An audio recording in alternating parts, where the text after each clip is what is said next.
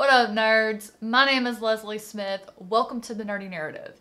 The Nerdy Narrative is a channel I created in order to have a place to share with everyone about all the things that I read. There are two things that I love to do: read books and talk. So this gives me the opportunity to combine both of those loves into one by reading and then sharing with you what I read and hopefully helping you find your next read. Today is Friday, and on Fridays I like to check in about my week in books. What I read, what I'm still reading, and what I plan to read next. I only finished one book, but that is because I completely failed at life and started multiple books when I was like, oh, I'm just gonna read 2 physical books at a time and then have an audiobook. I'm just gonna quit saying I'm gonna do that stuff because it never works. I try it, but it doesn't work. But the book that I did finish is Sweet Pea by C.J. Skuse. This is the book that was recommended to me by booktuber Mason in the Dark. Mason read this one. He loved it so much that he ended up binging the next 2 books in the series. And then when I started reading it and messaging him talking about it, I was having such a good time with it that it reminded him how much he loved it. And so he's actually in process of rereading this, and he just read it a few months ago. That's how good it is. But this one is definitely not for everyone. I would say try to get it from your library.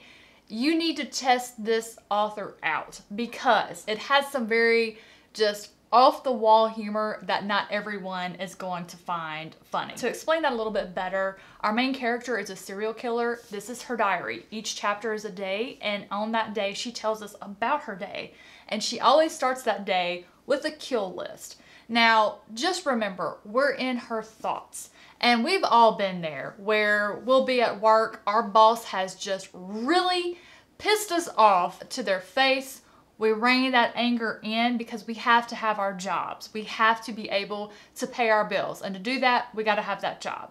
But in our minds, we are thinking all manner of things in anger. When I am angry, I think some mean things, and that's just honest. And we are witness to that. But it's also really hilarious because once she's pissed off, like everything just adds to that. That's what drew me in at first, was the humor.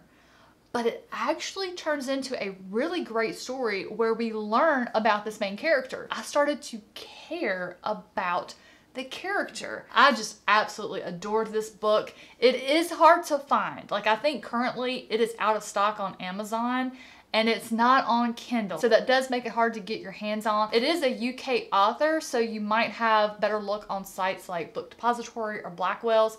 If I can find those links, I will have that in the description box down below, along with all of the links for the books that I'm talking about today. I will have that in the description box down below for you guys, make it a little easier. All right, let's move into what I'm still working on. First up is Karenina. This is part of a read-along that I'm co-hosting with the Codex Cantina and Chrissy Lewis, Dostoevsky in Space. I am on page 402. I think I'm right about the halfway mark now, which is great because we're actually reading this over a 2-month period. I have reached a part that I am just completely almost checked out on. I really can't decide how I feel about this book. I love the way Tolstoy writes, or I love the way the translates his writing. I love the story about Levin and Kitty. It's a love story. It's beautiful. Levin is a farmer. I really enjoyed learning about how he runs his farm and how he's always trying to just be really efficient. He also really connects to the workers of his, the peasants. And he really longs for their freedom of their life. You know, they come to the farm, they do their work, they do it with abandon, they enjoy it, they enjoy each other's company and camaraderie. And he longs for that. You know, he wants nothing more than to start his own family. I really love that part of it. The other part of it, Anna and her husband and the guy that she's seeing that's not her husband, I'm just not interested in it. I have been told by others who read it, they really enjoyed Anna's character, learning about it through this whole process. I haven't reached that point yet. Currently reading in a section that is about Anna and Vronsky, And there was a dinner party where the guest got to talking about rights of women and then the inequality of the roles of men and women in regards to divorce. And I was just like, this is a snooze fest. Give me a fantasy novel about political schemes and maneuverings, and I'm all in a made-up world. But give me real-life politics, I am just completely disinterested. And while I do enjoy Tolstoy's storytelling abilities, he just really didn't sink that for me. You know, he had the politics discussed in a conversation between characters, which was probably the best way to do it, but it still felt info dumpy. So I'm not sure how this one is going to shake out for me as a whole. We will find out next month. I am also still working on The Ember Blade by Chris Wooding. I am almost done with this one. I have about 200 pages left. I'm really enjoying this. I am really enjoying this.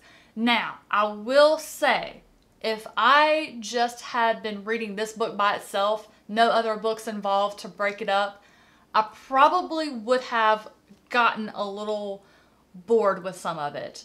But I've been breaking it up to where I read about 50 pages per day, and that keeps me interested and engaged. But I can see where this one might drag a bit for someone where it was their only read that they were focused on. But for me, books that are this dense with a lot going on, and I'm not saying it's a complicated read, it's not that at all. It's not Malazan. While I do love Malazan, but I can only read one chapter of a Malazan book a day in order to absorb everything.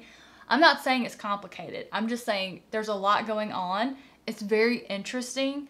And when I get books that I'm very interested about and I don't want to miss anything, it works better for me to just break it up in daily chunks. So that's what I did. I broke it up into 50 pages a day. Of course, being near the end, everything is ramping up, and I do think I'm probably going to end up binging out these last 200 pages. I don't think I'll be able to stop myself at 50 pages a day. Then I started Gawain by J.P. Harker. I started this book yesterday and I'm already almost halfway through.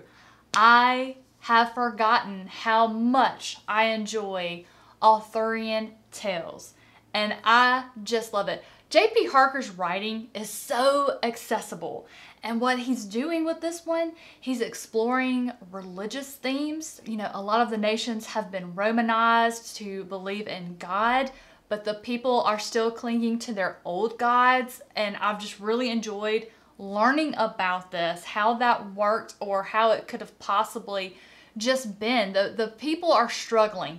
They want to show respect to the Christian God. They're also still so afraid to disrespect the old gods. And I've just really loved seeing that struggle that the people have. I love the approach of getting to know the early lives of Arthur's knights before their knights. You know, who doesn't love a good origin story? This one is about Gawain, and I've just been completely taken in. I think I have met Merlin. I'm not sure, but I think I've met Merlin, and I am just loving it. It just reads so fast. It's so interesting. I read 100 pages and just didn't even realize I had read so much so fast. It just sucks you in right away. So I can't wait to get back into this one. I expect to have it done in the next day or so. And then my final read that I'm working on this week is The Mask of Mirrors. I'm almost done. I will finish this one today. This is an unplanned reread. It happened because NetGalley approved me for The Ark Book 2, which is coming out December 7th. They approved me for it, and I wanted to reread The Mask of Mirrors. I was already planning to reread it in November anyway. I'm so glad I did, because the society is so complex. It's a lot of fun though. It's so much fun. They teach you about it so well. You definitely are able to get a grasp on what is going on, what's happening. The authors do an amazing job of teaching you what's going on, how things work, so you are not lost.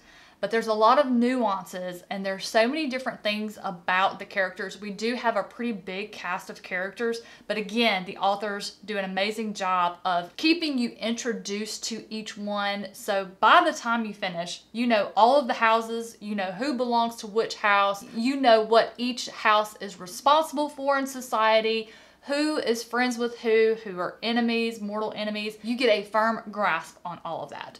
But I'm glad that I decided to reread it and get a refresher, because there's so many little things that I missed the first time that I read it. There's so many little things that I wanted to make sure I remembered going into book 2 to see if some of my predictions were going to come true. So I am very excited to finish this one, which brings me into what am I going to read next? My Mask of Mirrors reread, I chose to go the audiobook route because, like I said, it was not planned on the TBR, and an audiobook was the way that I could slide it in. So it's an audiobook. So when I finish it, I won't go directly into The Liar's Knot. I want to wrap up either the Ember Blade or Gawain first. Plus, I have my next novella of the Lineage of Grace, and the one we have planned for this month is called Unshaken, and is about the story of Ruth. Depending on how well the day goes, I might be able to get it finished today. Most likely, it will get finished tomorrow. And then once I finish Gawain or the Ember Blade, I will be diving straight into The Liar's Knot by M.A. Carrick. I cannot wait. And so actually, on that note, I have a lot that I want to get read today. I would love to be able to finish this novella. I'm definitely going to finish The Mask of Mirrors.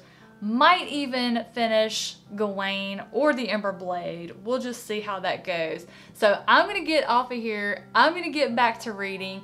Guys, I hope you've had a wonderful week. I hope you have a great weekend planned. I hope you've read some good books this week. Definitely drop down in the comments. Let me know what you've been reading. I hope you and your families have a lot of fun celebrating, whether it be going to a festival, trick-or-treating, pumpkin patches, or just snuggling indoors and watching a really good scary movie.